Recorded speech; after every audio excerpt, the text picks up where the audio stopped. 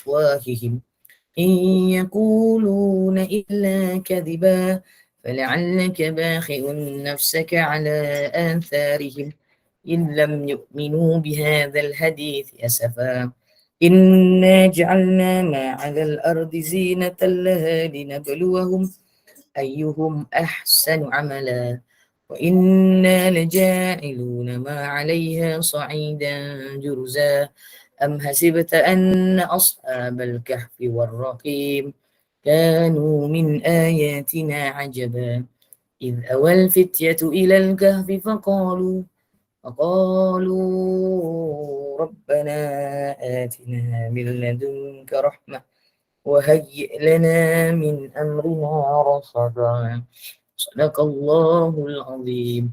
Allahumma salli ala sayyidina Muhammad wa alihi washabihi wa sallam. Subhanallah walhamdulillah wa la ilaha illallah wallahu akbar. Wa la haula wa la quwwata illa billahil aliyyil azim. Kita ada berbaki hari ini sehingga sebelum maghrib, maka bolehlah untuk menambah peramalan ini bagi 10 ayat yang terakhir pula sebelum berakhirnya hari ini insya-Allah bersama keluarga dan sahabat-sahabat masing-masing insya-Allah. Dengar suara saya dengan baik? Boleh lihat muka saya tak? Jelas, Ustazah. Jelas, Jelas. Baik. Alhamdulillah. Cuma saya seorang je lah yang buka kamera sebenarnya. Terang muka Ustazah. Terang ada buka kamera. Saya ingat saya seorang-seorang. Allahumma salli ala Sayyidina Muhammad wa ala alihi wa sahbihi wa baraka wasallam. Baik, bismillahirrahmanirrahim. Mari kita mulakan pengajian kita ini.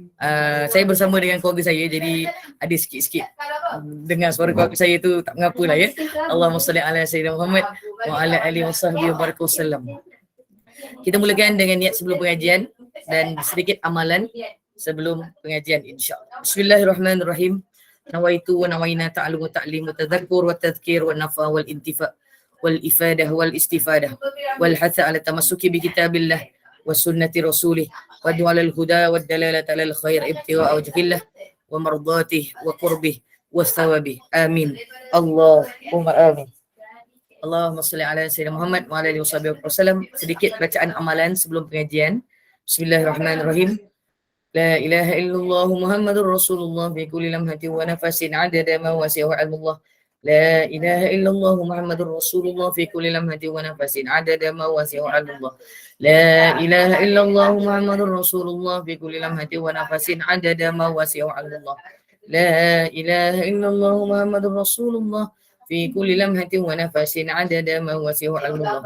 اللهم أنت ربنا لا إله إلا أنت خلقتنا ونحن عبدك ونحن على عهدك ووعدك ما استطعنا نعوذ بك من شر ما صنعنا أبو لك بنعمتك علينا وأبو بذنوبنا فاغفر لنا يا الله فاغفر لنا يا رحمن فاغفر لنا يا رحيم فإنه لا يغفر الذنوب إلا أنت.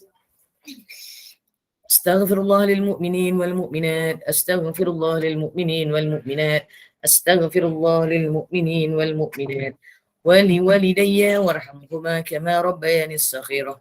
اللهم صل على سيدنا محمد وأنزله المقعد المقرب عندك يوم القيامة.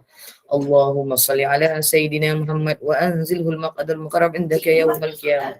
اللهم صل على سيدنا محمد وأنزله المقعد المقرب عندك يوم القيامة. صلى الله على سيدنا محمد وعلى آله وصحبه وبارك وسلم. Alhamdulillahi Rabbil Alamin. Sedikit bacaan selawat Nurul Mubin sebanyak 3 kali. Mudah-mudahan dia akan menambah betapa kita benar-benar mengingati dan menyintai Nabi sallallahu alaihi wasallam. InsyaAllah. Bismillah. Sallallahu Rabbuna على نور المبين أحمد المصطفى سيد المرسلين صلى الله ربنا على نور المبين أحمد المصطفى سيد المرسلين صلى الله ربنا على النور المبين أحمد المصطفى سيد المرسلين Alhamdulillah ala kulli ni'mah bi ni'matihi tatimmus salihah. Subhanallah walhamdulillah wa la ilaha illallah wallahu akbar wa la haula wa la quwwata illa billahil aliyyil azim. Sebelum kita membuka gelanggang, membuka ruang, membuka segala persoalan, saya ingin memberikan sedikit pengenalan beberapa istilah di dalam syariat Nabi Muhammad SAW ini yang disebutkan sebagai istilah fiqhiyah. Istilah fiqhiyah. Jadi kalau kita nak tanya pasal hukum hakam tentang fiqh ini, berkaitan wanita ke lelaki ke atau keseluruhan kehidupan ini, maka kita kena ada guideline untuk perkara ini, dan dia ada beberapa istilah yang boleh kita bila kenal istilah tu, kita dah boleh menghukum dan boleh kita buat, maksudnya kita bukan menghukum diri tau. Kita boleh tahu hukum tu apa. Apa kita nak buat dengan istilah-istilah ni nanti. Subhanallah. Hukum dia apa bagi setiap perbuatan, bagi setiap ibadah, bagi setiap apa yang kita lakukan di dunia ini. InsyaAllah. Boleh Jadi kalau Kak Amira tadi, kalau buka mesej, kalau ada lah, bolehlah buka satu-satu tu, boleh share. Kalau boleh share, Allahumma salli ala Muhammad. Jadi mudah-mudahan dia boleh kita berkenalan dengan istilah-istilah fiqh ini dan kita faham lah. Barulah kita boleh cerita tentang hukum hakam berkaitan dengan fiqh ini. InsyaAllah. Ada? Kak Amira boleh dapat saya punya mesej tadi? Agak-agak boleh share satu-satu tak? Ke tak? Mesej yang mana Ustazah? Sekejap. Saya dah bagi mesej. Cuba tengok. Sekejap tau. Belum tengok mesej saya. Tak apa, nanti pelan-pelan. Ataupun lepas ni ada grup Gema Nur Iman kan? Jadi boleh share lah benda tu dalam grup pun tak apa. Tak payah dekat sini. Supaya mereka maklum lah. Saya? Ada Tak apa, kalau tak share dekat skrin hari ni pun tak apa. Nanti share dekat sahabat-sahabat Gema Nur Iman. Mudah-mudahan mereka semua boleh mengetahui lah. Ada 12 istilah. 13 istilah berkaitan dengan fiqh ini. Supaya kita dapat bezakan lah. Yang kita buat tu hukumnya apa. Yang kita duk tanya, apa hukumnya Ustazah? Apa hukumnya Ustazah? Macam Ustazah semua tahu, Ustazah tak tahu semua. Ustazah pun belajar juga. Ustazah pun menyampaikan daripada buku fiqh mazhab Imam Syafi'i ini. Dia sebagai panduan, mudah-mudahan dia akan memberikan kemudahan jalan. Kita membezakan mana-mana perbuatan, mana-mana amalan, mana-mana segala apa yang kita lakukan di dunia ini, insya-Allah. Boleh InsyaAllah. Boleh saya mulakan sikit yang ni Lepas ni saya akan bukalah. Kalau ada persoalan-persoalan yang ingin bertanya, insya-Allah. Mudah-mudahan Allah akan memberikan petunjuk dan hidayah untuk saya berkongsi berkaitan apa saja persoalan yang sahabat-sahabat daripada Gema Nur Iman ini dan seluruh yang bersama. Walaupun mungkin daripada sahabat-sahabat baru yang bukan daripada Gema Nur Iman atau di mana-mana pun, semuanya ini akan mendapat manfaat insya-Allah. Bismillahirrahmanirrahim. Kita akan memulakan berkaitan dengan fiqh ini. Berkaitan dengan sama ada macam saya katakan tadi, sama ada di fiqh wanita ke, fiqh muamalah ke, apa semua fiqh jenayah ke, fiqh munakahat, berkaitan perkahwinan, berkaitan kehidupan, bahagian berkaitan jual beli dan berkaitan dengan ibadah. Yang penting ibadah lah. Kemudian dia ada kaitan dengan jenayah dan cerita berkaitan dengan segala amalan sunnah dan amalan-amalan yang wajib ditinggalkan ataupun perkara yang sebenarnya Allahumma salli ala Muhammad, kita ni berfikir boleh buat ke tak boleh buat, boleh buat ke tak boleh buat.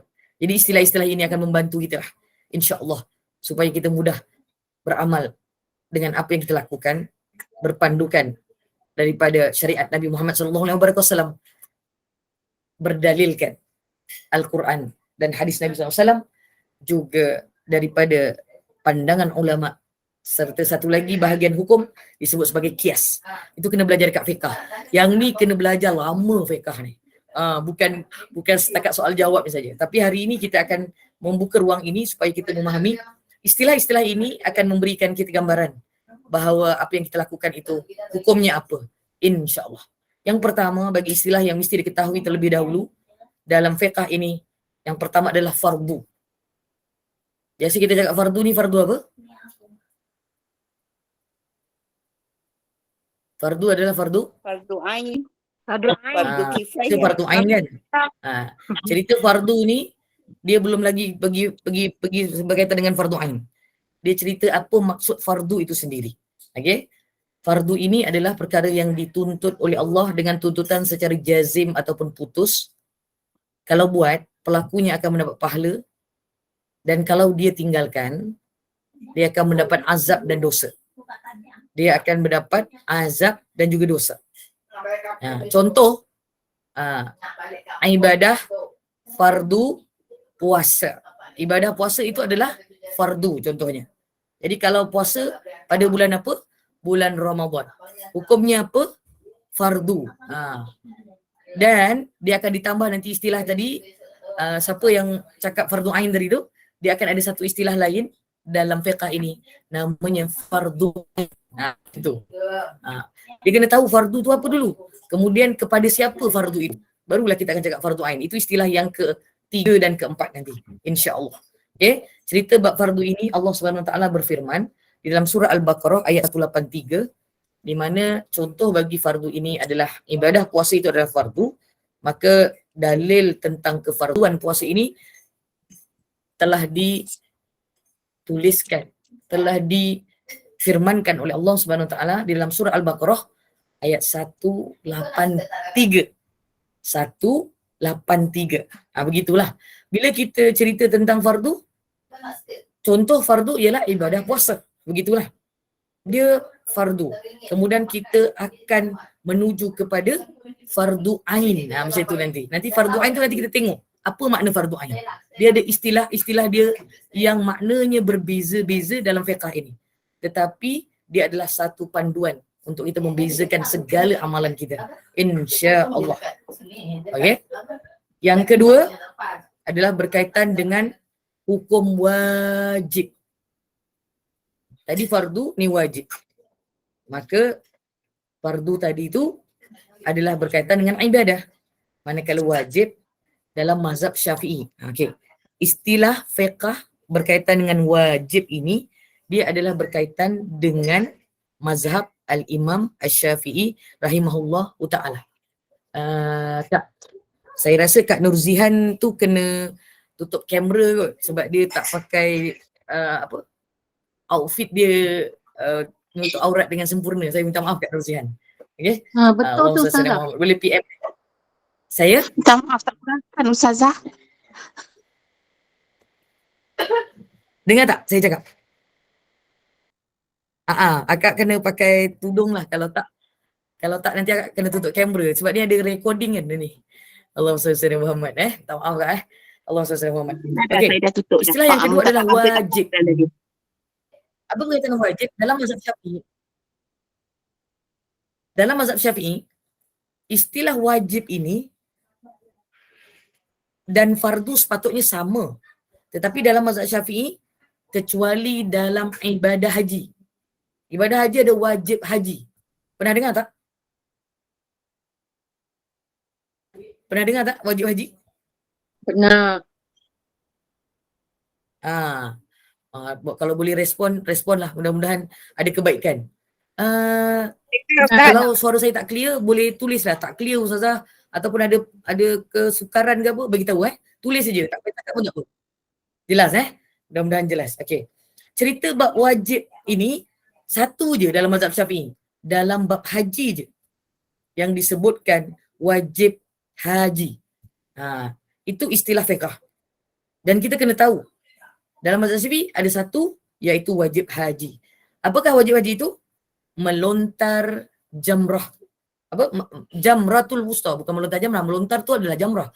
Melontar anak-anak batu ketiga-tiga jamrah. Ada 3 jamrah. Itu namanya wajib haji. Dia kalau tak buat wajib haji ni, haji dia sah. Tapi dia kena bayar dam. Macam tu saja. Okey? Dia sah. Tapi kalau nanti cerita bab rukun, ada istilah seterusnya adalah rukun. Dalam rukun, setiap rukun ibadah, Allahumma salli ala Muhammad, bila rukun, tak buat rukun, semuanya tak sah. Termasuklah haji, solat, puasa. Macam tu. Okey? Istilah yang ketiga adalah fardu ain yang disebutkan tadi. Kita bahasa dengar fardu ain. Rupanya dalam fiqh, dia kena pergi fardu dulu. Cerita fardu tu apa? Wajib buat. Kemudian dia ada aini, dengan kifai ataupun kifayah. Macam itulah. Biasa kita dengar fardu ain dengan fardu kifayah. Betul tak? Betul. Betul. Biasa kita dengar macam tu je, fardu ain, fardu kifayah. Tapi rupa-rupanya sebelum nak pergi fardu ain dan fardu kifayah tu, kena tahu dulu fardu tu maknanya apa. Bila dah tahu fardu itu, kalau ditinggalkan dia berdosa dan mendapat azab. Kata Imam Syafi'i akan mendapat azab. Waalaikumsalam warahmatullahi wabarakatuh. Di FB live saya juga, di Google Meet live ini. Subhanallah, sahabat-sahabat Gemerut Iman ini, mudah-mudahan semuanya akan diberikan keberkatan untuk majlis ilmu pagi ini. Istilah yang ketiga adalah fardu ain, dan fardu ain ialah tuntutan wajib ke atas setiap individu. Siapa individu? Sila angkat tangan. Angkat je lah tangan dekat tu, tekan. Saya pun nak tekan. Siapa rasa dia individu, angkatlah tangan. Ini semua yang angkat tangan ni, yang tak angkat tangan tu dia lupa rasa. Baik kau angkat tangan. Allahumma salli ala sayyidina Muhammad. Kita semualah. Kita semua ini adalah individu. Mukallaf. Mukallaf ni maksudnya yang sudah cukup umur, lebih mudah nak faham. Cukup umur dan faham dan tahu. Dan tuntutan ini adalah secara jazim. Secara jazim tu apa? Maksudnya putus. Tak boleh tidak. Seperti solat, puasa dan haji. Tapi dalam haji ada istilah yang disebut sebagai wajib haji. Macam itulah. Jadi pergi haji ni wajib fardu ain. Kita tak boleh pas kat mak kita, bapak kita, mak ngabah nak pergi mana, buatlah badal haji. Dia kena meninggal dulu baru buat badal haji. Tapi jangan buat wasiat. Kalau saya meninggal sebelum pergi haji, tu boleh cakap begitu. Tapi kalau saya meninggal, buatkanlah badal haji. Sebelum nak meninggal tu, kena usaha pergi haji dulu. Jangan cakap nanti dah meninggal buat badal haji. Bukan. Dia kena usaha untuk pergi haji dulu. Simpan duit ke apa semualah, korbankan harta ke apa, semua tu adalah cerita tentang fardu ain. Dan dia setiap mukallaf, tidak memadai hanya didirikan sebahagian mukallaf. Maksudnya kalau yang tak angkat tangan tadi ni, boleh turunlah dah. Maksudnya semualah, tak ada yang terkecuali. Kita semua ni. Tiba-tiba saya tak buat. Siapa yang berdosa? Saya lah. Kalau Kak Faridah Megat tak buat, Kak Faridah lah dosa. Kalaulah Kak Zalina tak buat, Kak Norini tak buat, Kak Yusra tak buat, Kak Yusra lah yang berdosa. Kak Amnira yang lah berdosa kalau dia yang tak buat. Jadi individu ini adalah yang disebutkan sebagai mukallaf dalam bahasa Arab. Bahasa Melayu, diri kita lah yang sudah cukup umur, sudah baligh. Itu lebih mudah untuk difahami. Okey? Tak boleh minta orang lain buatkan. Yang keempat, istilah dia adalah fardu kifayah ataupun kifai yang saya sebut tadi. Dia cerita tentang fardu kifayah ialah suatu tuntutan ke atas kumpulan. Sekarang ni duduk dalam kumpulan dengan kita belajar. Okay? Belajar fiqh adalah fardu ain. Contoh. Okey? Belajar hadis hukumnya hukumnya apa? Hadis. Hadis. Benda. Belajar hadis. Tulis. Tak payah cakap. Kalau tak cakap, tulis. Wajib. Wajib apa?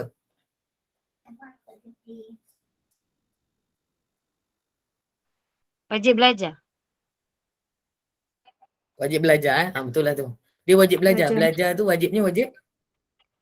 Fardu kifayah. Atau wajib tadi hanya fardu haji. kifayah.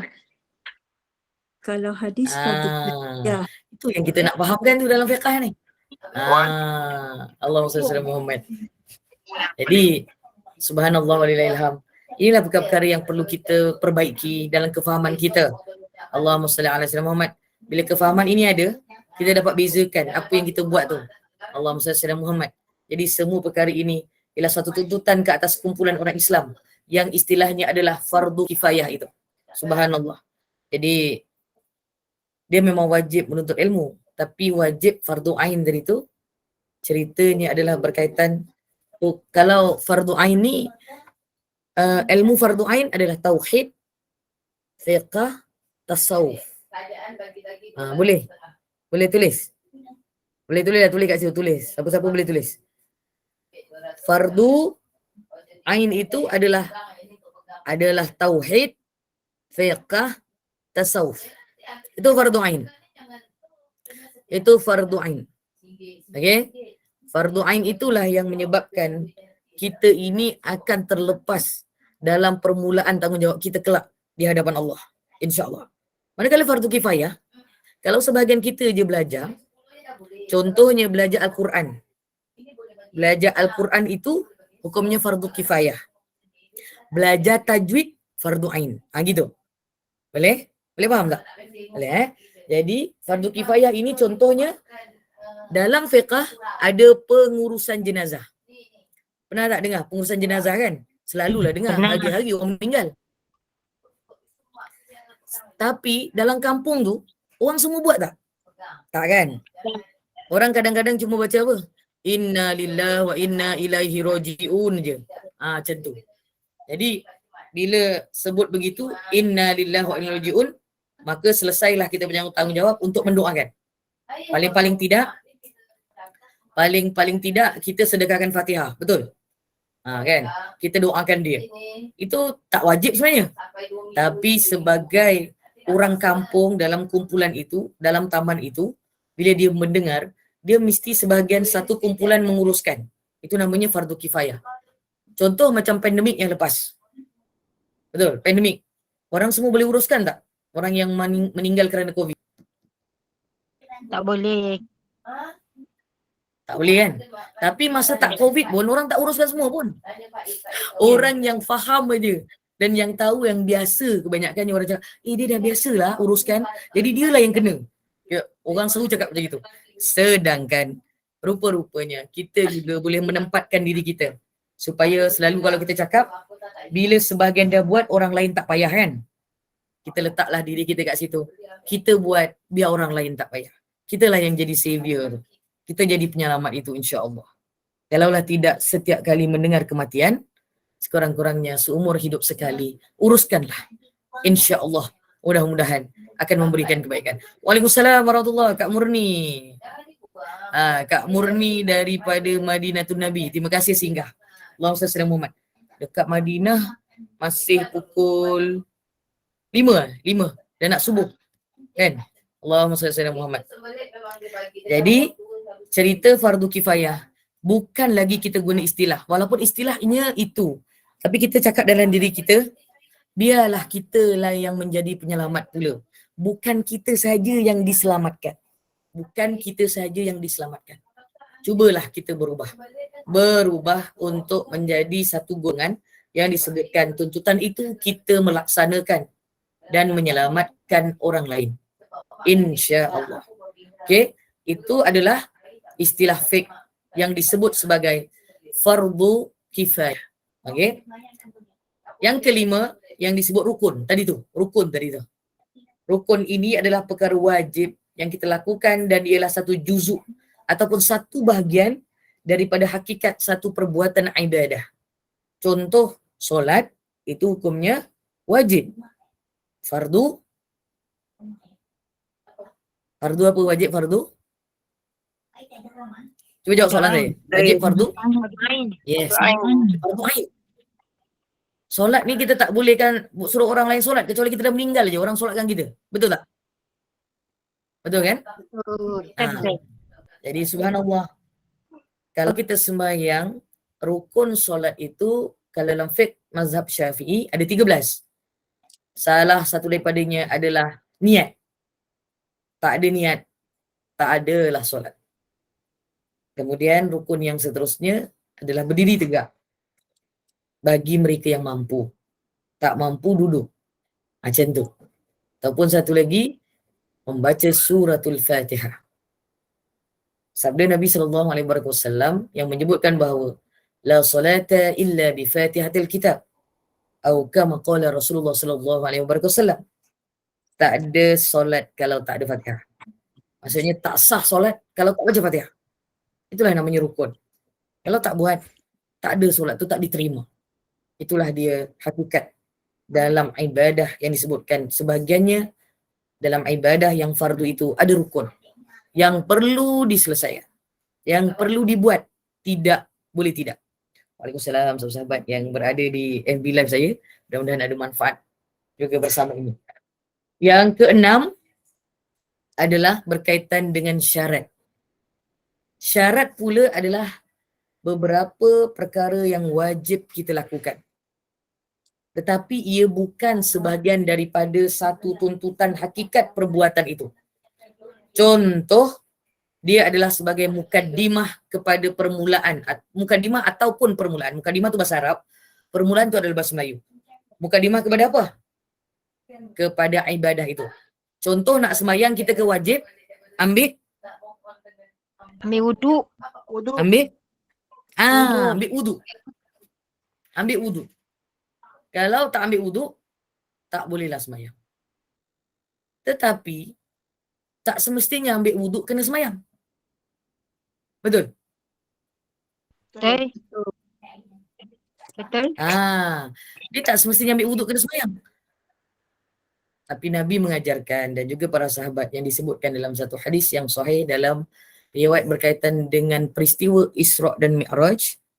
Allahumma salli ala Muhammad, di mana Nabi mendengar derapan kaki Sayyidina Bilal bin Rabah, yang apabila beliau Sayyidina Bilal bin Rabah ini radhiyallahu anhu wa radu'an mengambil wudu, dia akan solat wudu 2 rakaat. Belum meninggal lagi, Nabi dah cakap dia punya derapan kakinya dah ada dalam syurga Allah Azza wa Jalla. Kita boleh buat tu, kita boleh ikut. Betul? Betul tak? Nak buat tak? Betul. InsyaAllah. InsyaAllah. Mudah-mudahan kita akan diizinkan oleh Allah untuk beramal dengan amalan ini. Tak semestinya ambil wuduk kena semayang. Tapi dengan wuduk itu kita boleh baca Quran, kita boleh sembahyang, kita boleh mengekalkan wuduk itu sebagai satu perkara yang membuatkan diri kita ini akan dipelihara oleh Allah Subhanahu Wa Taala dengan wuduk itu. Sebab itu dia syarat dia. Kalau tak ada, dia tak boleh buat lah. Tapi kalau dia tak buat solat, tak perlulah dia ambil wuduk. Macam tu. Subhanallah. Okay? Itu istilah yang ke-6. Istilah yang ke-7 adalah sunat. Hukumnya sunat. Biasa kita cakap, puasa Isnin Khamis sunat. Istilah lain bagi sunat dalam fiqh Syafi'i adalah al-mandub. Al-mandub. Tu nanti Kak Amira boleh share lah pada sahabat-sahabat Gemenur Iman dalam grup. Kata ataupun dengan kata lain, beli je lah kitab Fiqhul Manhaji ala mazhab Imam Syafi'i ni. Allahumma salli ala Muhammad. Dia akan membantu kita untuk memahami mazhab Syafi'i ni. Tapi banyaklah, ada 8 jilid. Ada 8 jilid. Mudah-mudahan kita berusahalah untuk menyelesaikannya. Mudah-mudahan Allah panjangkan usia kita dan berusahalah untuk memahaminya dengan lebih baik, insya-Allah. Dulu sekolah agama memang dah belajar. Kan? Sekolah agama dah belajar. Selalunya kalau belajar kita akan cerita pasal solat, puasa kan. Tapi dalam syariat Nabi Muhammad SAW ini bukan solat dan puasa saja. Dalam buku ni ada bercerita lebih kurang dalam 8 jilid. Dalam 8 jilid ni pelbagai ibadah, pelbagai anugerah daripada Allah untuk kita amalkan dalam kehidupan seharian kita, insya-Allah. Jadi maksud sunat yang disebut sunat mandub ini, dia adalah perkara yang dituntut oleh syarak, tetapi tuntutan dia ghairu jazim, tak putus, ghair jazim. Pelakunya kalau dia buat perkara sunat, dapat pahala. Contoh yang saya sebut tadi, puasa apa? Isnin dan juga Khamis. Bila Isnin Khamis, maka puasa dapat pahala. Kalau tak puasa, Tak dapat pahala. Rugi. memang betul tak dapat pahala. Istilah yang sebenar, tak apa, tak ada masalah. Dia tak apa. Tapi para alim ulama menekankan, bahawa sesungguhnya Allahumma salli ala Sayyidina Muhammad, bila kita buat perkara sunat, kita sedang menambah kebaikan dan meningkatkan ketinggian syurga mana yang kita akan dimasukkan oleh Allah Subhanahu wa taala. InsyaAllah. Tapi segala-galanya kena bermula dengan perkara-perkara fardu. Kena selesaikan yang fardu dulu, baru buat perkara yang sunat. Okey? Mudah-mudahan Allah berikan kemudahan. InsyaAllah. Allahumma salli ala Sayyidina Muhammad. Yang ke-8, istilah dia adalah harus. Harus ni adalah satu perkara sama sahaja. Maksudnya buat ke tak buat, sama je. Contoh perkara harus dalam syariat Nabi Muhammad SAW ini, kita bebas untuk buat ataupun tidak. Seperti mana firman Allah dalam suratul Jumu'ah ayat 10. Allah berfirman, A'udzu billahi samil alim minasyaitonir rajim. Fa idza qudiyatis shalah fantashiru fil ard. Yang harus buat ni lepas sembahyang ni, bertebaranlah kamu di muka bumi. Buatlah. Kalau tak nak bertebaran, balik rumah rehatlah. Boleh juga. Macam tu lah. Bertebaran ni maksudnya nak kerja ke, nak sekolah balik ke, nak buat aktiviti apa ke, tak kisah. Perkara tu harus. Lepas tu balik daripada solat Jumaat, makan, minum, tidur pun boleh. Tak ada masalah. Itu yang disebutkan sebagai perkara harus. Ayat di atas memberi makna bahawa bekerja selepas solat adalah perkara yang dibolehkan. Allahumma salli ala Sayyidina Muhammad. Bila dia dibolehkan, maksudnya kalau orang tak kerja, boleh tak? Pun boleh. Sebab dia adalah perkara yang harus. Terpulang kepada individu itu, sama ada dia nak buat ataupun tak. Tapi kalau dia buat, kemudian dia berniat kerana Allah dan memulakan dengan Bismillahirrahmanirrahim, dengan nama Allah yang Maha Pemurah lagi Maha Mengasihani, maka dia akan mendapat pahala dan kebaikan. Itulah cerita harus. Tapi kalau tak buat ke sama aja. Tak ada masalah. Terpulang. Itulah harus dalam syariat Nabi Muhammad SAW. Yang ke-9, istilah haram. Istilah haram ni, kalau dia dibuat, dia adalah perkara yang dituntut oleh syarak supaya ditinggalkan. Sebut je haram, tinggalkanlah. Tak boleh tak. Dia mesti ditinggalkan. Dan kalau dia tinggalkan, dia dapat pahala. Kalau dia buat perkara haram tu, kita tahu dia akan dapat dosa. Ini betul. Terus dapat dosa. Dia tak ada, bukan macam perkara harus tu. Allahumma salli ala Muhammad. Contoh paling dekat yang boleh Allahumma salli ala Sayyidina Muhammad wa ala alihi wa sahbihi wa barakallahu berkaitan dengan perkara haram ini, yang zaman sekarang ramai orang buat adalah merokok. Itu haram. Tak tutup aurat, haram. Tak puasa bulan Ramadan, haram kecuali mereka yang bermusafir. Dia ada sebab lah. Contoh macam tu kan. Kemudian contoh lain adalah makan harta manusia secara batil juga haram. Kita tak minta izin pada hak milik harta orang tu. Hukumnya haram. Kita kena minta izin. Walaupun sedikit. Contoh kalau kita duduk kat bandar ni, kita punya rumah tu kita beli tu. Apa yang kita beli tu adalah keliling rumah kita tu dengan sedikit tanah yang ada depan rumah kita tu je lah kan. Jadi kalau ada yang kat tepi-tepi yang tu, mintalah izin dengan properties punya company, ataupun kalau dekat Johor, majlis bandaraya, macam tu lah.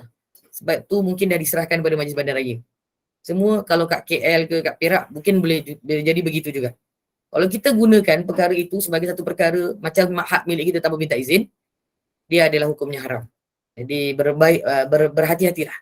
Oleh itu apabila manusia melakukan sesuatu yang diharamkan oleh Allah, dia akan berdosa dan dikenakan balasan azab. Wal na'udzubillah min zalik.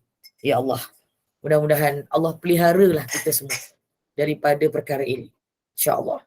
Selagi satu perkara haram yang paling senang nak diketahui adalah kita buat perkara yang kalau kita buat tu kita rasa bersalah. Bila kata rasa bersalah tu, maksudnya itu ada kaitan dengan perkara haram dan juga perkara yang seterusnya makruh yang kita akan sebutkan selepas ni insyaAllah. Istilah seterusnya adalah makruh. Makruh ada dua. Satu makruh tahrim, satu makruh tanzih. Makruh tahrim ni dia dituntut untuk Allahumma salli ala Sayyidina Muhammad wa ala alihi wa sahbihi wa barakallahu ditinggalkan. Kalau buat dia akan dikenakan balasan, dan balasan itu dia hampir menyamai perkara haram. Itu makruh tahrim. Apakah contoh makruh tahrim? Biasa dengar solat sunat mutlak kan? Yang tadi saya sebut cerita bila kita ambil wudu. Betul tak? Solat mutlak. Solat mutlak ni yang ada waktu, bila-bila masa je. Allahumma salli ala Muhammad. Ketika terbit matahari atau ketika terbenam matahari, maka hukumnya makruh tahrim. Allahumma salli ala Sayyidina Muhammad. Okey, itu cerita makruh yang pertama yang sebut tahrim. Makruh yang kedua adalah makruh tanzih. Makruh tanzih adalah yang dituntut oleh syarak supaya ditinggalkan dengan tuntutan tidak putus. Diberi pahala apabila ditinggalkan. Makruh tanzih tu. Kerana mematuhi perintah Allah. Dan tidak dikenakan balasan azab. Makruh tanzih itu tak kena azab. Makruh tahrim yang kena azab. Contoh, berpuasa pada hari Arafah bagi orang yang menunaikan haji. Makruh hukumnya. Tapi kalau dia buat, tak adalah sampai kena azab. Tapi Allah tak suka. Sebab ketika haji, dia punya kudrat dah terlalu banyak digunakan untuk ibadah haji. Jadi tak payah puasa. Makruh tahrim yang kena azab tak? Terbalik tu, Kak Amirah. Makruh tanzih yang tak kena azab. Betulkan balik. Betulkan balik sikit Kak Amirah tadi tu. Terbalik. Makruh tanzih yang tak dikenakan azab. Boleh delete dah benda tu, nanti buka buat sebelum. Tak maaf Kak Amirah. Okey. Dan istilah yang ke-11 adalah tunai. Tunai ni bukan wang tunai tau. Tunai ni maksudnya adaan. Solat dijalankan, dibuat pada waktunya. Solat fardu, subuh. Adaan lillahi ta'ala. Macam tu lah. Allahumma salli ala Muhammad. Itu maksudnya tunai. Istilah yang ke-12 adalah qada. Qada ini dia dibuat.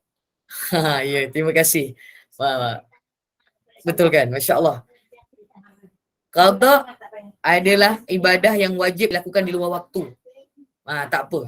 Saya masih boleh betulkan tu, masih okey lagi. Alhamdulillah. Okey? Ya Allah. Ya Rahman. Dan qada ini adalah wajib. Contohnya, puasa bulan Ramadan. Orang perempuan kan ada hutang kan? Kebanyakannya. Siapa kat sini yang tak ada hutang? Angkat tangan. Dah menopause tak ada hutang Ustazah. Angkat tangan lah. Angkat tangan je. Tekan. Okey. 1, 2, 3, 4, 5, 6, 7, 8, 9, 10, 11, 12, 13, 14, 15, 16. Alhamdulillah. Tak ramai pun. Mungkin 16 orang, tak sampai 20 orang.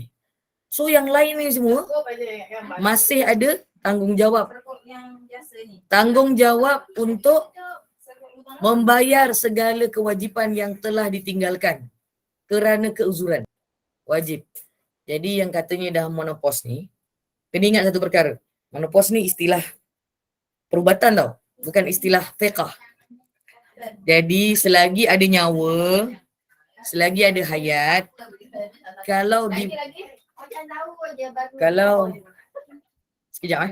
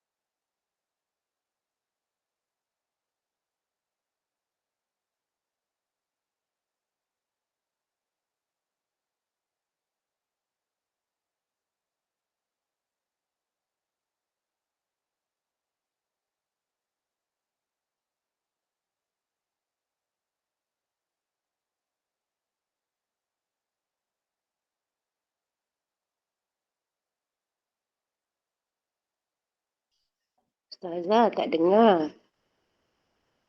Pergi keluar kerja. Ustazah keluar sekejap ya, Lampu urus selalu. rumah tangga. Okey. Ada Ya, kakak saya ada. nak pergi keluar nak beli belanja. Saya kena bagi tahu apa saya nak beli juga. Minta maaf. Allahumma salli ala tak sayyidina apa. Muhammad. Okey. Boleh. Okey dah. Dia orang dah berunsur untuk keluar. Okey, istilah yang ke-12 adalah qada. Qada ni adalah perkara yang selalu orang selalu tanya macam ni. Ustazah, saya nak buat perkara sunat. Yang qada macam mana? Qada ni hukumnya adalah wajib. Kalau wajib dengan sunat mana lebih tinggi? Wajib. Wajib. Tapi semua orang akan cakap semua wajib. Dia duk cakap wajib, tapi kelemahan kita ni, minta maaf cakap, kita suka buat perkara yang sunat. Sebab kata nak tambah yang wajib. Sedangkan kita masih ada lagi kewajipan yang wajib untuk diselesaikan. Pada saya, kalau ibu-ibu ada lagi perkara-perkara yang wajib diqada, selesaikanlah tu dulu. Habis tu kita tak payah buat sunat ke? Allah takkan tanya perkara sunat selagi qada yang wajib itu tak selesai. Itu hukum yang telah ditetapkan dalam syariat Nabi Muhammad. Beratnya Ustazah? Ya. Tetapi boleh tak sambil kita buat wajib, kita juga buat yang sunat? Hukumnya boleh. Tetapi tetap memberikan keutamaan kepada yang wajib. Boleh Ini perkara besar. Perkara qada tadi tu, perkara wajib tu kena selesaikan dulu. Baru buat perkara yang sunat. Allahumma salli ala sayyidina Muhammad. Itulah cerita bab qada. Dan qada ini hukumnya wajib. Dalil qada ini adalah wajib. Surah Al-Baqarah ayat 185. Di mana Allah Subhanahu wa taala berfirman, a'udzubillahi minasyaitonirrajim. Faman syahida minkumus syahra falyasum. Wa man kana maridan aw ala safarin fa'iddatun min ayyamin ukhra. Sadaqallahul azim. Barang siapa di antara kamu hadir di negeri tempat tinggalnya di bulan itu, dia duduk dekat negeri dia duduk, kat KL, dekat Pening, dekat Kelantan, ke mana semua ni, kat tempat dia tu, maka dia berpuasa pada bulan tu, wajib. Tapi bila dia, barang siapa walaupun duduk Pening, dia sakit, dia boleh untuk tak berpuasa. Dan sebenarnya, dia wajib tak puasa. Sebab akan memudaratkan diri. Kalau dia sakit, maka jangan paksa diri. Tapi kalau cuma sakit pening-pening sikit tu, puasalah dulu. Puasa dulu. Jangan terus cakap tak boleh puasa. Usaha dulu. Sampai kan saya bagi tahu, mak saya umur 80 lebih tau. Anak-anak ni selalu nasihat jangan puasa. Tapi dia nak cuba. Boleh tak? Boleh. Bila dia nak cuba tu boleh, dia kadang-kadang pukul 10 pagi pun dia dah tak larat. Dah tak larat tu jangan paksa dirilah. Buka aja. Sebab Allah perintahkan begitu. Ini perintah Allah. Jadi kita jangan sombong dengan Allah. Ya mak ya? Jangan sombong dengan Allah kan mak? Kalau tak larat, kita buka. Lepas tu kita qada. Tapi mak saya memang tak larat dan tak mampu untuk qada. Tapi kalau saya masih larat. Dan apakah imbalan kalau dia tak boleh qada? Dia bayar fidyah. Begitu sajalah. Tapi kita ni kalau mampu untuk qada, contohnya kerana uzur syar'i, maka wajiblah membayar qada itu. Dan kalau dia terlewat daripada tahun yang semasa, dia wajib bayar fidyah. Selepas bukan tahun yang dia wajib qada itu. Okey? Dia bukan tahun tu rasa tak nak puasa bayar fidyah, tak boleh. Dia kena puasa dulu. Bila masuk tahun yang baru dia tak selesai qada dia, barulah dia wajib bayar fidyah. Jadi berhati-hati. Kalau tak nanti akan diazab oleh Allah Subhanahu wa taala. Wallahu a'lam. Akhir sekali, istilah yang ke-13 yang disebutkan sebagai i'adah ataupun mengulang. Gastrik kena mula puasa dulu, bukan terus tak puasa. Dia gastrik nanti pukul 10, bukalah makan ubat gastrik. Ataupun dia makan. Tapi dia kena niat puasa dulu. Kalau dia gastrik pukul 7 pagi, 7 pagi tu dia boleh berbuka. Contohnya begitu. Jangan dia sahur pukul 12 malam. Itu bukan sahur, itu makan malam. Sahur ini adalah sebelum waktu subuh. Itu sahur. Contohnya Nabi bersahur jaraknya seperti membaca 50 ayat daripada Al-Quran. Itu waktu sahur yang paling afdal yang diajarkan oleh Nabi SAW. Subhanallah. Okay? Itu cerita qada. Sekejap lagi boleh tanya semua ni. Okay? Okay. Berkaitan i'adah pula, istilah yang terakhir i'adah, minta maaf, benda ni panjang sikit, tapi dia akan memberi gambaran. Dan kita akan faham, kita ni nak tanya berkaitan apa ni sebenarnya, selepas ini insyaAllah. I'adah adalah mengulang. Mengulang ibadah yang dilakukan dalam waktu yang ditetapkan buat kali yang kedua. Kerana ingin mendapat kelebihan yang banyak. Nanti dia dapat pahala yang lebih. Seorang yang solat zuhur seorang, berseorangan, kemudian ada satu kumpulan. Dekat masjid ni ada satu kumpulan. Kemudian dia sembahyang lagi dengan orang yang berjamaah itu. Allahumma salli ala sayyidina Muhammad. Maka ketika itu, Allahumma salli ala sayyidina Muhammad, dia sedang melakukan ibadah untuk mendapat kelebihan di sisi Allah Azza wa Jalla. Itu namanya i'adah. Boleh. Boleh ngulang. Tiba-tiba kita dah sembahyang. Ada orang datang, "Kak, kau dah sembahyang tak?" "Belum." "Aku dah sembahyang. Aku nak sembahyang, kau nak tolong aku tak?" Tolong macam mana? Dia jadi makmum kita ataupun dia jadi imam, kita jadi makmum dia. Dua-dua boleh. Tak ada masalah. Hukumnya harus. Kalau tak pernah buat, cubalah dalam satu kehidupan. Hidup kita ni, buatlah sekali. Saya pernah buat perkara itu dan yang buat i'adah itu adalah Ustazah Wanjah. Mungkin ibu-ibu pernah dengar kan cerita nama Ustazah Wanjah. Hari ni hari jadi dia. Allahumma salli ala Muhammad wa ala alihi wasallam.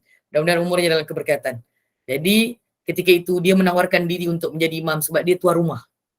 Kita orang belum semayang. Jadi dia mengulang solat dia. Dan lebih afdal dia jadi imam ketika itu. Wallahu a'lam. Okey, itu saja istilah. Ada 13 istilah dalam fiqh ini. Dan saya rasa kalau lagi kita tak ada dapat dia punya panduan yang lebih banyak lagi, bolehlah beli buku yang saya syorkan ini dan boleh membaca dengan lebih baik. Dan kalau juga masih kurang memahami, boleh bertanyalah kepada saya insyaAllah ataupun mana-mana asatizah yang mengetahui tentang istilah-istilah fiqh ini dalam mazhab Imam Syafi'i. Okey. Dan saya bukalah kepada sesiapa yang ingin membuat soalan, nak tanya ke apa tentang fiqh wanita ini, silakan. Jika ada. Dekat chat Dia tu tak ada ni. yang dalam fiqh wanita ni tak ada keluar topik kak insyaAllah. Okay. Semuanya dalam topik. Okay. Buku ni adalah buku Fiqh Manhaji ala Mazhab Imam Syafi'i. Kitab Fiqh Mazhab Syafi'i. Ini edisi lama. Edisi baru dia warna putih agaknya. Cetakan berlainan. Okey, Kak Rabidah bertanya. Suntikan atau makan ubat untuk elakkan haid sewaktu nak kerjakan umrah memang dibolehkan. Adakah jika bulan Ramadan tu dapatkan puasa penuh kita boleh berbuat demikian? Sedangkan kita hanya punya waktu untuk qada. Kalau tanya saya, tak payah. Tak payah makan ubat. Kerana sesiapa yang diberikan keizinan oleh Allah dengan datangnya haid itu, dia adalah kemuliaan bagi wanita. Dan kerehatan. Allah bagi cuti. Kak Amira boleh tulis tu. Kak Amira boleh tulis dekat topik tu, tajuk buku apa tu Kak Amira. Kak Amira admin hari ni kan? Tak maaf Kak Amira. Tadi saya dah cakap banyak kali juga, tapi Kak Amira boleh tulis lah. Boleh tulis balik soalan. Okay? Nanti saya share dalam grup. Jadi soalan Kak Rabidah tadi saya rasa sangat jelas. Tapi kalau nak buat juga, harus itu bukan harus yang dituntut lah. Sebenarnya pergi umrah ke pergi haji pun tidak dituntut. Nanti kalau pergi kita tak boleh buat umrah, isteri baginda SAW menangis kerana tak boleh buat umrah. Lepas tu Nabi tahu, adakah engkau datang bulan? Kata Nabi. Kau datang haid ke? Datang bulan pula, minta maaf. Datang haid ke? Nabi memahami. Ya, sedih. Kalau engkau datang haid ketika umrah, kata Nabi, dalam kitab fiqh ni ada tau. Cerita pasal haid ni. Bukan umrah dan solat itu saja ibadah yang dituntut dalam agama ini. Banyak lagi ibadah dan amalan lain yang juga boleh membawa penambahan pahala itu. Kalaulah tiba-tiba kita memang buat ibadah umrah, tapi belum tentu Allah terima ibadah umrah tu. Tiba-tiba kita bersedekah, sedekah itu lebih diterima daripada umrah. Macam itulah contohnya. Jadi jangan sedih. Sebab itu, niat bersyarat itu adalah nikmat. Sebab itu kalaulah kita dalam uzur, kita dah makan ubat, kita dah makan ubat tiba-tiba tak berhenti juga haid kita tu. Tetapi kalau dia dah berhenti 24 jam, kita boleh buat. Sekali umrah. Selesaikanlah. Dan sa'i tak memerlukan wuduk.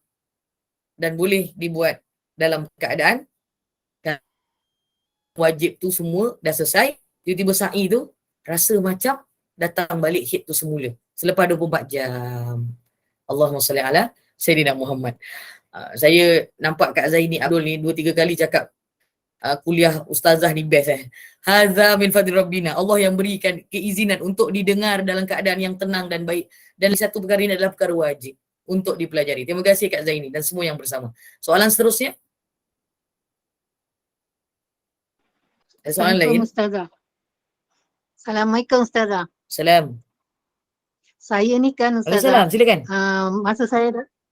Masa saya pencen, saya dah warga emas, saya tak boleh puasa 2 hari yang terakhir saya tak boleh puasa. Saya cuba-cuba tak boleh. Sampailah umur saya 2 tahun lepas baru Allah bagi saya puasa penuh Ustazah. Itu pun saya doa banyak-banyak Ustazah. Alhamdulillah. Saya tak tahu kenapa. Saya nak qada pun tak boleh. Lepas tu saya pergi bayar fidyah tau. Orang pusat zakat tu dia cakap dengan saya walaupun acik bayar fidyah, acik kena qada. Saya kata saya dah cuba. Dia Saya dah cakap, cuba sedaya upaya saya tapi saya tak boleh buat puan encik saya kata macam mana saya kalau kata. dah tak boleh buat, memang tak boleh lah, tak apa. Itu boleh. Okey, betul. Okay, kalau macam tu tak apalah. Saya Lepas tu? tahu ketika hati saya tak tenang Ustazah. Saya tak boleh buat lah kalau bulan tak puasa Ustazah. Maksudnya tak boleh qada lah. Tak boleh qada. Sekarang dah boleh qada belum? Sekarang dah boleh? Sekarang Allah bagi saya puasa penuh Ustazah. Alhamdulillah. Alhamdulillah. Jadi boleh qada lah maksudnya sekarang? Saya cuba puasa masa orang puasa yang saya tak boleh lah Ustazah, tak boleh. Saya dah cuba niat setengah hari, kepala saya sakit lah, apalah. Sebab saya ada darah tinggi, kecil manis semua macam tu lah. Dia tak boleh Ustazah. Kalau tak boleh, pada waktu yang tu tak ada masalah lah. Tapi sekarang dah boleh kan? Alhamdulillah. Maka kalau boleh qada, pelan-pelan lah qada. InsyaAllah. Allah bantu. Doalah banyak-banyak lagi. Allah akan bantu. InsyaAllah. Kak Zaini, kita doakan Kak Zaini. Mudah-mudahan akan diberikan kemudahan oleh Allah Azza wa Jalla. InsyaAllah. Lain? Terima kasih Ustazah. Waalaikumsalam, sahabat DMB. Tak maaf lah, hari ni line saya tak berapa clear. Tak maaf tak sangat. Saya. Handphone saya pun line tak berapa clear. Mudah-mudahan ada kebaikan lah semua ni. Okey, yang dekat Google Meet okey, boleh dengar suara saya okey lah. Alhamdulillah. Lain soalan lain? Assalamualaikum Ustazah. Assalamualaikum. Nak tanya buku yang Ustazah pakai tu. Jilid mazhab Imam Syafi'i tu dia ada 8 buah kan? Ustazah beli yang berjilid-jilid ke yang satu buku ke? Yang berjilid ke ataupun satu buku? Dia ada satu set 8 buah kan? Ustazah pakai nombor berapa tu? Ataupun kena beli one set tu? Saya ada 88. Saya ada 88 buah. Maknanya kena boleh beli satu set lah. Untuk kelas saya kebanyakannya boleh. Dia boleh beli satu set, boleh beli satu-satu pun boleh. Tak ada masalah. Ni kalau nak masuk kelas ni, Gubernur Iman belum ada lagi kelas ni. Allah akan datang. Yang sekarang Ustazah sebab dia guna istilah, tu buku berapa? Jadi pengenalan istilah. Satu-satu, jilid satu ke? Buku satu dululah. Buku satu. Dia buku satu. Sebab dia ada istilah fiqah. Okey, terima kasih. Mira ada tulis dekat chat tu. Tapi jemput singgah. Apa Kak Amira? Saya ada tulis dekat chat tu, kitab mazhab Syafi'i jilid 1. Saya ada tulis dekat situ.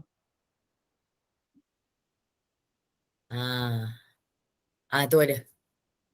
Allahumma salli ala Muhammad. Kakak kelas 1 nak nombor kontak saya, nak tanya apa? Meh, tanya kat sini. Kalau umur dah banyak, kita puasa hari putih 3 hari saja, 1 bulan tak pun buat puasa Isnin Khamis, boleh ke? Sebab nak buat kerap tak mampu. Boleh. Mana yang mampu sebab dia tak wajib. Senangnya jawapan. Yelah, itulah jawapannya soalannya itu. Tapi pilihlah kadang-kadang kita nak buat puasa 3 hari sebulan putih tu, kadang dia jatuh pada hari Isnin. InsyaAllah. Jadi kita dapat dua-dua lah. Puasa Isnin, puasa putih. Ataupun Khamis. Allahuakbar. Puasa sunat ni tak wajib tak? Mana yang kita mampu saja. Dan belum tentu yang kita banyak buat tu akan menjadi satu perkara yang sangat baik. Tetapi kita usaha saja. Allah yang akan menentukan sama ada perkara itu diterima ataupun tidak. Wallahualam. Lain?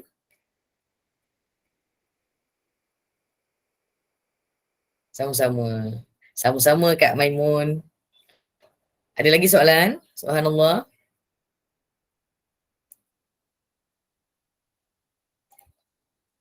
Hari ini kita belajar bab istilah saja. Allah SWT, mudah-mudahan ada kefahaman. Tiba-tiba tak ada soalan pula. Selalu kan banyak soalan. Subhanallah. Ada je soalan. Bagi orang lain dulu. Nanti Ustazah, kelas 1 tu boleh Assalamualaikum. minta dengan Kak Amira. Kontak nombor saya. Assalamualaikum ke Assalamualaikum? Assalamualaikum. Saya bagi salam Kak. Assalamualaikum Kak Zaliha. Ustazah, saya boleh minta nombor Waalaikumsalam Ustazah warahmatullahi kan? wabarakatuh. Silakan Kak Zaliha. Macam gini, saya nak tanya tentang mak saya ni sebenarnya Ustazah. Saya tadi Minta dengan Kak Amira, saya taruh dekat saya taruh kat mesej tu tadi Boleh, Amira tanya je lah kat sini. nombor. Nanti kita sama-sama lah kami. Okey, macam gini, mak saya ni Oh, akak Ustazah. ke? Saya pun tak tahu Boleh. sama ada dia dah nyanyuk ke macam mana saya pun tak tahu. Boleh dengar tak Ustazah? Boleh Okey. dengar tak? Boleh. Saya dengar. Okey, Saya dengar. Silakan. dia Dengar. macam Silakan. tak tahu waktu. Kalau saya cakap dia Kalau selalu dah tak tanya tahu saya. tu, Saya kata, memang dia tak tahulah tu. Dia, okey Kak, Kak Zaliha. Kak Zaliha, ah, kalau dia Saya? tak tahu waktu, bermakna dia memang dalam istilah kita nyanyuk. Macam tu. oh sebab Jadi dia tak selalu, wajib solat. Akak nak tanya tu ke? ya saya nak tanya dia kalau dia macam dia kata, saya selalu cakap kat dia ni sembahyang Zuhur ya. Dia tak wajib dah. Oh ya. Dia tak wajib. Oh, Dia tak maknanya wajib kalau dia tak ingat. Memang dah lupa dah ya. Tapi Ustazah, kalau dia memang- tanya nak sembahyang, bagi tahulah. Ya, ya. Dia tak wajib. Dia memang tak tahu siang malam dah. Waktu malam ke siang ke nak sembahyang Zuhur ke nak sembahyang Kalau dah tak maghrib. tahu, dia tak wajib. Okay, Dia tak wajib. Okeylah, maknanya Jangan kita risau. boleh juga. Jangan dikerah-kerah. Mak saya masih ingat. Mak saya 80 lebih, dekat tu 90. Mak saya tahu ni waktu apa. Maksudnya dia tahu macam mana? Oh, ni dah zuhur dia tahu. Jadi dia Tapi- wajib lagi sembahyang. Cuma dia tapi tak dia nak bangun je. Sangat. Tapi dia lebih hafal daripada saya kalau sifat 20 Ustazah. Itu cerita lain. Ini cerita solat. Sifat 20, sifat 20. Maknanya saya nak Itu tanya cerita dia tauhid. Itu pelajaran. sama ada dia nyanyuk ke tidak. Dia kalau tak ingat pasal solat, bermakna dia nyanyuk lah tu. Tapi perkara-perkara lain Saya dia minta ingat. maaf Kak. Yelah, Kalau dia tak apa. ingat, Kita santuni nak dia. tahu. Tak ada masalah. Okey. Alright. Saya dia ingat Terima apa kasih. dia nak buat, Okey, terima kasih Ustazah. kita tunjukkan. Ya. Ustazah, betul. Saya rasa semua orang boleh praktik ini ilmu ni. kanda intan. Okey, soalan seterusnya tak ada. Kanda Lain? Intan tanya ni. Kanda Intan tanya, fik darah termasuk sekali dalam fik wanita ke?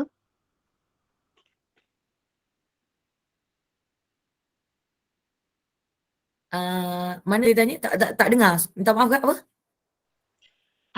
Fik darah tu termasuk dalam fik wanita ke? Ya, fake darah tu adalah fake wanita. Yalah. Fake darah tu adalah fake wanita. Okay. Silakan. Ada siapa lagi nak Apa tanya ke? soalannya? Itulah yang Kanda Intan tanya tadi tu dekat chat tu. Dia tanya fik darah termasuk sekali ke dalam fik wanita? Okey, itu je soalannya. Ya. Fake darah tu adalah fake wanita. Saya, betul. Okey. Fake wanita, fake lelaki, fake orang besar, fake orang kecil. Semua fake. Termasuklah wanita terutamanya lah. Okey. Allahuakbar. Tapi orang lelaki wajib tahu. Sebab dia yang akan Ustazah. menguruskan dan mengingatkan isteri-isteri mereka. Assalamualaikum Saya kah? Ustazah. Minta maaf. Ini lanjutan daripada yang pertanyaan puan tadi tu. Okey, macam mak saya tak tahu sama ada dia nyanyuk ataupun tak. Kalau saya cakap nyanyuk, dia kata tak. Sebab kadang-kadang bila saya perhatikan dia sembahyang, kadang-kadang waktu Zuhur tu nampak macam 2 rakaat. Lepas tu bila cakap mak sembahyang 2 rakaat, Zuhur kan 4 rakaat. Lepas tu dia dah marah, dia cakap dia tahulah gini. Jadi saya diamlah, nanti kan jadi gaduh pula kan sebab Kalau kita dia dah anak cakap nak kerja begitu, dia. jangan dibetulkan. Kak Rafidah? Kak Ya, Rafidah? ya. Oh, Kak Rafidah, kalau dia dah Ya, begitu, saya. Okey. jangan argue dengan dia. Jangan argue dengan dia. Oh, okey. So kategori nyanyuk jugalah tu. Sebab dia dah tak ingat. Itulah kadang-kadang kita orang Kategori yang adik-beradik. dia lupa itu adalah kategori nyanyuk lah kalau istilah orang tua lah. Okey. Faham. Mudah-mudahan Allah bantu Kak InsyaAllah. Okey, terima Jangan kasih. gaduh dengan dia. Iakan saja. Okey. Sama. Terima kasih Wallahualam. Ustazah. Okey, soalan Kak Jumini. Setiap hari saya solat tak berjamaah. Sebab tak ada orang yang nak jadi imam macam mana tu Niat aja berjamaah. Saya pun tiap hari tak berjamaah Kak. Tak ada imam lagi ni. Tak ada imam lagi. Akak punya imam bagaimana Kak? Kak Jumini? Kak Jumini? Ya, saya sendiri Saya? Saya seorang saja. Dah tak Seorang imam je lah. pula. Jadi seorang sama je lah. Niat aja untuk berjamaah ataupun pergilah surau ataupun masjid. Sekali-sekala kita boleh berjamaah di surau dan masjid. InsyaAllah. Ya Kak Tapi kalau tiap-tiap hari kita memang tak ada orang yang imam, mudah-mudahan Allah menerimalah niat kita itu sebagai baik. Perkara yang baik yang kita niatkan. Tapi kita memang tak ada imam kan. Sekali-sekala pergilah masjid dan surau. InsyaAllah. Boleh saja. Tapi dah memang tak ada imam, macam mana nak kita bermakmum kan? Yelah Ustaz. Ada masalah kat di sini? InsyaAllah. Anak tu Saya? ada, tapi anak belum tidak nak macam sekolah berjemaah gitu lah. Yalah. Kalau mereka tak boleh, akak usahalah di tempat yang saya sebutkan tadi. Wallahualam. Ya Kak InsyaAllah.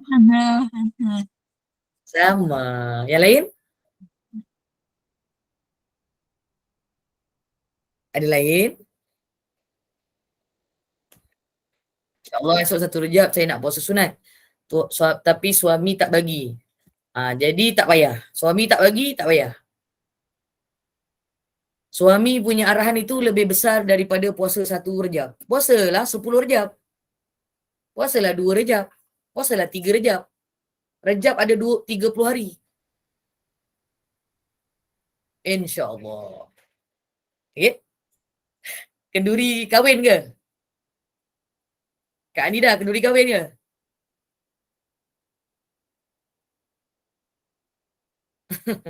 Tak dijawab punya soalan saya. Okey, terima kasih. Baik. Fahamlah tu Jangan gaduh dengan suami. Arahan suami itu adalah perkara yang wajib untuk diikuti. Sebab puasa sunat dengan permintaan suami itu lebih besar. Itu kewajipan. Wallahualam. Lain? Sama-sama. Ada soalan lain?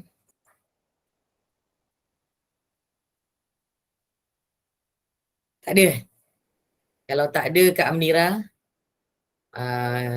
mana tahu ada yang malu nak tanya, nanti boleh PM Kak Amnira ataupun PM saya, minta nombor telefon saya, PM lah, tanya dengan saya pun boleh. Kalau tak jumpa nombor telefon saya, pergi FB saya ada Nur bintu Kasmuri, boleh tanya dekat messenger tu pun boleh. Kenalkan diri dan tanyalah soalan yang boleh jadi kalau saya mampu untuk menjawabnya, saya boleh menjawabnya, saya akan bantu menjawabnya insya-Allah. Wallahualam. Kak Amnira, kita nak teruskan ataupun kita nak berhenti? Kita pulang. Okey, kalau tak ada soalan kita tutup lah. Suara saya clear ke? Clear. Clear. Saya risau takut internet tak clear. Masya-Allah. Okey, kalau Clear. okey jap. Ada soalan kat chat ke? Ada satu soalan Kak Maimun ya. Harun. Betul. Ustazah. Ada satu. Kalau bercakap dengan suami dengan nada suara kuat sebab dia tak dengar, berdosa ke? Okey, ada satu soalan sekejap. Ya. Kalau bercakap dengan suami dengan nada suara kuat sebab dia tak dengar berdosa ke? Tak. Macam saya bercakap kuat dengan mak saya tak berapa dengar juga. Itu tidak dikira berdosa. Tapi kalau dia tak dengar tu jangan marah dia lah. Kita kena bersabar. InsyaAllah. Kalau dia tak dengar, tak berdosa. Tapi kalau dia dengar, berdosa. Wallahualam. Okay. Ada lain lagi? InsyaAllah. Okay, cerita pasal Rejab ni saya selipkan sedikit lah. Boleh Kak Amnila? Sikit Sebab Silakan, cerita pasal bab silakan. puasa Rejab ni. Okay. Dia sebenarnya amalan yang paling besar yang dituntut bagi bulan Rejab ini adalah, betul, salah satu daripadanya adalah berpuasa. Salah satu tau, bukan puasa yang paling besar. Paling besar dan paling baik adalah memohon keampunan kepada Allah. Dalam masa yang sama, boleh berpuasa, boleh memberi makan, boleh melakukan kebaikan, boleh berpuasa, maksudnya boleh melakukan amalan sunat berterusan. Itu lebih baik. Istighfar adalah yang paling besar untuk bulan Rejab. Nanti saya share dengan Kak Amira susunan untuk amalan-amalan bulan Rejab ini dan amalan-amalan istighfar bagi setiap 10 hari pertama, kedua dan ketiga. Ini amalan arifin billah, orang-orang arif di dalam agama. InsyaAllah, mudah-mudahan tahun ini kita akan beramal dengan lebih tersusun dan lebih baik. Dan memperbanyakkan istighfar Rejab yang istilahnya diguna pakai oleh para ulama disebut sebagai istighfar Rejab. Nanti saya akan share. Allahumma salli ala Sayyidina Muhammad wa alihi wasahbihi wasallam insyaAllah. Assalamualaikum. Saya. Ustazah. Ustazah, Waalaikumsalam. share sikit amalan yang terbaik bila kita mengerjakan umrah. Umrah yang paling baik adalah umrah lah. Tapi kalau orang perempuan tak boleh umrah, contohnya dia makzurah, dia uzur, Allahumma salli ala Muhammad, maka dia perbanyakkanlah meminta ampun dan berlaku baik kepada semua sahabat-sahabat yang lain. InsyaAllah. Bila kita dekat sana, Itu amalan yang paling baik. Saya kak? Bila kita dekat sana, amalan yang terbaik. Iyalah dekat sana, itulah. Oh. Itulah yang saya katakan tadi tu. Oh, okey. Dia sebenarnya dekat umrah ni, semua baik. Dan umrah kalau namanya ziarah dan ziarah tu umrah lah yang paling baik.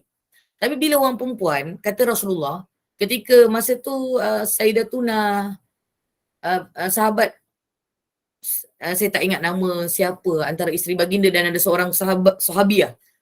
Maksudnya sahabat yang perempuan. Dia menangis. Sayyidatuna Aisyah lah. Salah seorangnya. Menangis sebab uzur. Kata Nabi, kalau kita tak boleh buat umrah, kita boleh bersedekah.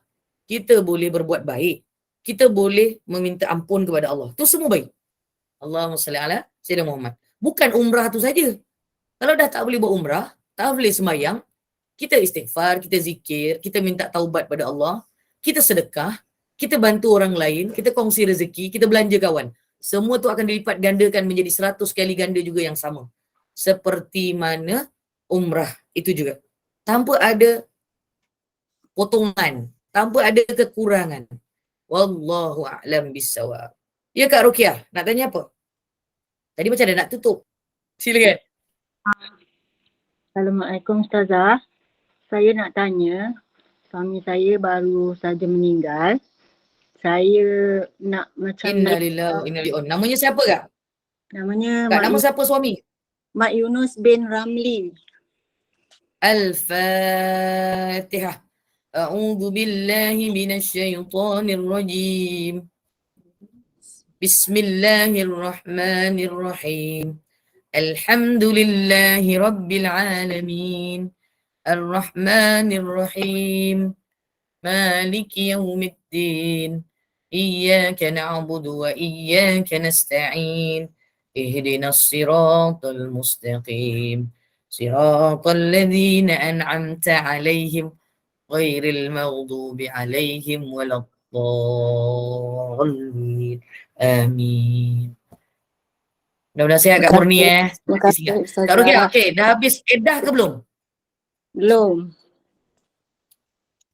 Berapa bulan dah suami meninggal? Minta maaf. 2 bulan. Okey, soalan dia apa Kak? Soalannya, saya mungkinlah masa dulu-dulu kan dia pernah tinggal puasa ke apa. Macam mana saya nak bayar fidyah untuk dia tu? Anggarkanlah. Yang mana akak faham dan tahu. Bayar je lah fidyah. Ya.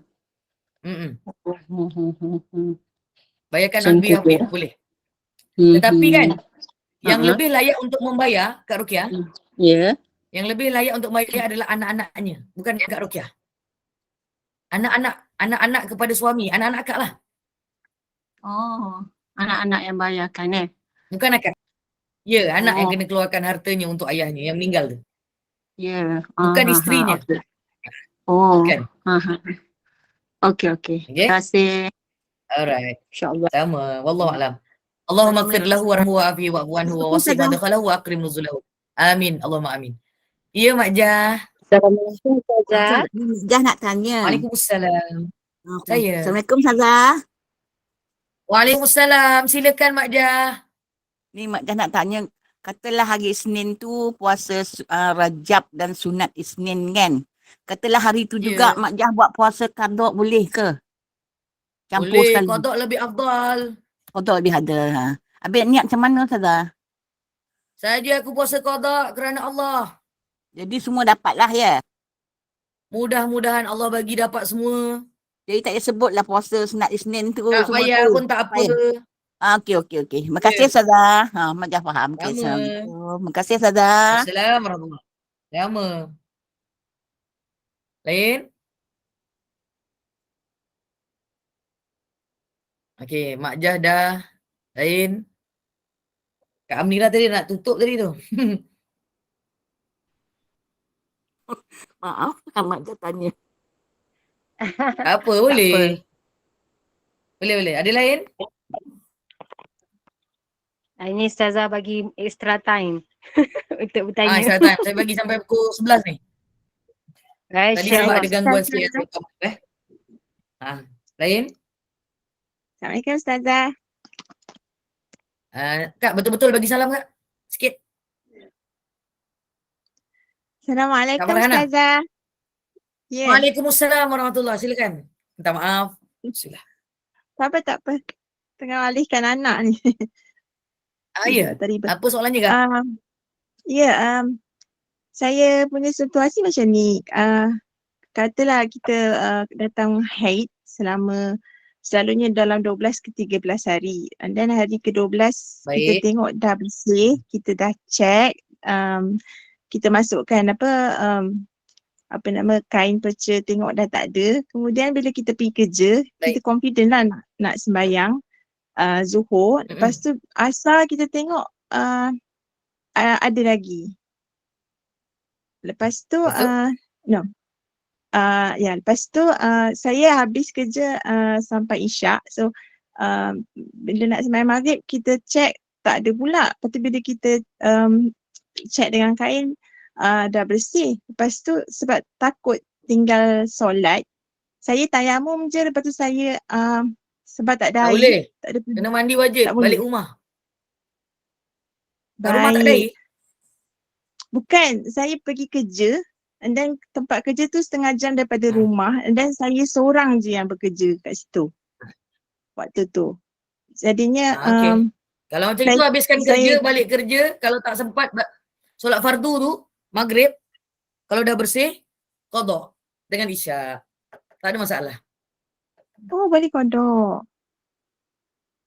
Kenalah qada, bukan boleh qada, wajib qada. Yelah maksudnya bukan disengajakan ke tinggal solat tu? Sebab bekerja tu juga satu keperluan. Tapi kalau rasa nak mandi wajib itu lebih keperluan, baliklah awal. Tapi akak kata akak tak boleh balik awal. Kalau ada dekat office ada tempat mandi, wajib mandi sebenarnya. Tapi kat office tak ada kan? Tak so ada. wajib balik lah. Toilet pun cuma ada tisu je. Macam air pun susah Iyalah, nak dapat. maksudnya balik rumah lah, kena mandi wajib. So qada lah yang tertinggal tadi tu. Maghrib tadi tu tertinggal, qada lah. Wallahu a'lam. Sebab ada yang kata boleh tayamum tu memang tak boleh terima lah. Tak boleh. Tayamum tak cukup. Tak boleh. Itu daripada Air masih UK ada. Ustazah. Siapa UK? Kak Farhana? Tu, yang Farhana tu daripada UK. Oh, sekarang dekat UK ke? Ya. London. 3 pagi. Oh ya, ya, Masya Allah, tabarakallah. Tunggu sampai balik rumah, mandi wajib. Kecuali tak ada air lain, baru tayamum. Faham. Saya fikir sebab sekitaran tu tak ada air. Memang macam mustahil lah nak dapat air nak mandi ke. Hotel pun Dekat tak ada. pejabat lah kan, tapi dekat rumah ada kan? Kat rumah ada. Tapi maksudnya kalau nak tunggu kat rumah dah tertinggal lah sembahyang maghrib tu. Tu yang Ya, kodok lah. tanya. Okey, semalam. Okey. Terima kasih. InsyaAllah. Lain? Mudah-mudahan dipermudahkan ya Kak Farhana, walaupun di mana pun berada insyaAllah. Amin. Ya Allah, doakan selalu. Amin. Terima kasih join. UK pukul berapa sekarang? Pukul 2.55 pagi Ustazah. Ya ilahi, ni tahajud lah. Masya Allah, mudah-mudahan berkah insyaAllah. Sampaikan keberkatan majlis ilmu ni sampai UK. Alhamdulillah. Amin. Alhamdulillah. Terima kasih bertanya. Ada soalan lain? Silakan tanya. Sementara masih ada masa. Gunakan peluang. Sebelum saya tutup. Silakan. Okey, saya rasa kalau ada lagi selepas ni, dah ambil nombor telefon saya, kenalkan diri kalau nak bertanya. Maka jangan terjah-terjah aja. Mudah-mudahan Allah Subhanahu Wa Taala akan memudahkan jalan kita bersama untuk memahami segala hukum hakam agama. Bukan hanya mendengar-dengar sahaja dan mengikut-ngikut orang lain sahaja, tetapi kita belajar berpandukan daripada apa yang telah diajarkan oleh Rasulullah sallallahu alaihi wasallam, dan mudah-mudahan kita semua akan diberikan kefahaman dan dijauhkan daripada kesilapan sama ada sengaja ataupun tidak sengaja. Mudah-mudahan Allah redha insya-Allah. Jadi saya serahkan kepada Kak Amnira untuk menutup majlis ini sebelum saya membaca doa insya-Allah. Silakan Kak Amnira. InsyaAllah. Sebelum tu Ustazah, nombor telefon Ustazah boleh ke saya share dalam grup? Okey, dalam grup boleh. Dalam sini janganlah, dalam grup. Okey, baik. Alhamdulillah. Jangan lupa dah ada nombor telefon saya, kenalkan diri. Jangan pakai Assalamualaikum dia tak kenal nanti. Ya, masa-masa kenalkan diri ya, baru Ustazah. Kenalkan diri dan bagi tahu daripada jamaah Gema Nur Iman. Macam itulah. Okey. Ustazah, nanti sambung lagi Ustazah. Part 2. InsyaAllah mudah-mudahan. Silakan Kak Amira. Okey, baik. Barakatillah. Ustazah, betul saya cakap ni? Barakillah. Barakatillah pun boleh insyaAllah. Amin. Barakatillah. Alhamdulillah. Jazakillah khairan katsira Ustazah. Ahsanti. Okey, perkongsian Ustazah dengan saya melalui WhatsApp tadi akan saya kongsikan dalam grup nanti insya-Allah, nantikan ya insya-Allah. InsyaAllah. Mudah-mudahan bertambah kefahaman kita dalam urusan agama. Jadi mudah-mudahan bermanfaat, mudah-mudahan barokah, mudah-mudahan Allah kurniakan limpah rahmat kepada kita hari ini. Alhamdulillah. Terima kasih kepada tim Gema Nur Iman, terima kasih kepada sahabat-sahabat pencinta ilmu yang mengimarahkan kuliah kita setiap hari. Istiqamah dengan majlis ilmu, masya-Allah, alhamdulillah. Sebelum menutup majlis, izinkan saya buat hebahan untuk kuliah hari ni Ustazah. Silakan. Pukul 8 malam kita ada kuliah maghrib bersama Al-Fadhil Ustaz Dr. Ahmad Mursyidi bin Mustafa. 9.15 malam kuliah isyak bersama dengan Al-Fadhil Ustaz Yang Ma'arif Datuk Abbas bin Nordin dengan bab hibah. Jadi teruskanlah bersama-sama dengan Gema Nur Iman dengan kuliah yang telah disediakan. Semoga memberi manfaat kepada kita di dunia dan juga di akhirat. Dengan ini saya mewakili Gema Nur Iman memohon maaf sekiranya ada sebarang kekurangan dan kesilapan. Yang baik itu datang daripada Allah, yang tidak baik itu, kelemahan itu datang daripada saya sendiri. Dan saya juga. Mudah-mudahan ada siri yang seterusnya, sambungan daripada fik wanita ataupun fik darah apa? Haid kan salah. Fik wanita untuk darah-darah wanita. Ya, insyaAllah. Jadi kita tangguh kuliah kita sebagai menutup majlis. Mohon sekali lagi Al-Fadhilah Ustazah untuk membacakan doa, tasbih kifarah dan surat As. Saya sudahi dengan wabillahi taufiq wa hidayah. Wassalamualaikum warahmatullahi wabarakatuh. Waalaikumsalam warahmatullahi wabarakatuh. Subhanakallahumma wabihamdika asyhadu an la ilaha illa anta astaghfiruka wa atubu ilaik. Bismillahirrahmanirrahim. Al-'asr. Innal insana lafi khusr illa alladhina amanu wa 'amilus shalihat. Tawassaw bil haqqi wa tawassaw bis sabr. Sadaqallahul 'azim. Rabbana taqabbal minna du'ana wa salatana wa hajatana wa taubatana wa 'amalana wa siyamana wa qiyamana wa ruku'ana wa sujudana wa takhashu'ana wa ta'abudana wa ta'amulana wa qira'atana wa tajammu'ana bi rahmatika ya arhamar rahimin innaka as-sami'ud du'a. Allahumma jam'ana hadzal jaman marhuma wa tafarruqana min ba'di tafarruqan ma'sumah wa la tajal fina wa la ma'na wa la matba'una syakiya wa la matruda wa la mahruma wa hab lana usi'ana li musina li muqassirina li amilina li wajhikal karim ya arhamar rahimin irhamna ya Allah. Rabbana 'alaika tawakkalna wa ilaika anabna wa ilaikal masir. Wa sallallahu alaihi wasallam Muhammad wa ala alihi washabihi ajma'in. Subhanaka rabbika rabbil izzati amma yasifun. Salamun alal mursalin. Alhamdulillahirabbil alamin. Taqabbalallahu minkum minna wa minkum taqabbal karim. Saya mengambil kesempatan ini boleh saya ambil gambar? Boleh, silakan. Sila senyum. Saya tak tahu lah boleh nampak ke tak sebab boleh rupanya senyum. Buka kamera lah. Siapa yang boleh buka? Masya Allah, boleh buka kamera rupanya. Betul betul kan? lah kakak saya. Subhanallah. Okey, Yang mana bismillahirrahmanirrahim. Yang boleh lah, yang boleh alhamdulillah. Bismillah. 1, 2, 3. Allah, ada tulisan juga. Sekejap, ada tulisan satu lagi. Sekejap, siap. Ada tulisan. Jangan tulis apa-apa, 1, 2, 3. Bismillah. 1, 2. Okey, terima kasih banyak kerana melayan kereta saya. Terima kasih semua. InsyaAllah. Saya akan post dekat grup. Baik, wabillahi taufiq wal hidayah. Wassalamualaikum warahmatullahi wabarakatuh. Terima kasih semua. Waalaikumsalam. Waalaikumsalam warahmatullahi wabarakatuh. Terima kasih. Assalamualaikum.